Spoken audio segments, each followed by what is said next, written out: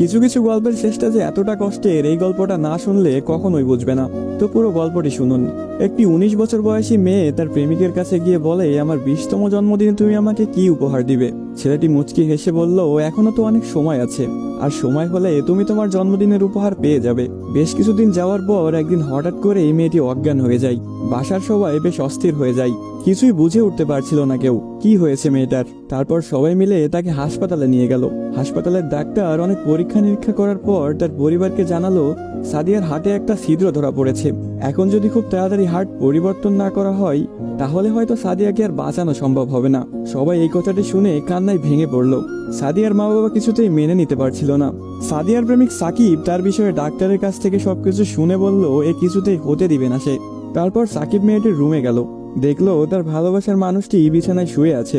সাকিবের কাছে যেতে এই মেয়েটি বলল, সাকিব, আমি মনে হয় আর বাঁচবো না। সাদিয়ার চোখের পানি মুছে দিয়ে সাকিব বলল, কে বলেছে তুমি বাঁচবে না? তুমি খুব শীঘ্রই ভালো হয়ে যাবে। মেয়েটি বলল, তুমি কি করে জানলে? ডাক্তার তো বলেছে আমার হার্টে একটা ছিদ্র ধরা পড়েছে, আর আমাকে বাঁচানো সম্ভব না। ধুর পাগলি, তোমার কিছুই হবে না, দেখো তুমি ভালো হয়ে যাবে। এভাবেই বেশ কিছুদিন যাওয়ার পর সাদিয়া সম্পূর্ণ সুস্থ হয়ে যায় এবং বাসায় ফিরে যায়।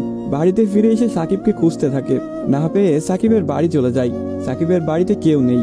অবশেষে সাকিবের ছোট বোনের দেখা পেল সাদিয়া। কিরে, তোমার ভাই কোথায়? সাকিবের বোন কোনো কথা না বলে হাতের ইশারা করে সাকিবের রুমটা দেখিয়ে বলে উঠল, টেবিলের উপরে আপনার জন্য একটা চিরকুট রাখা আছে।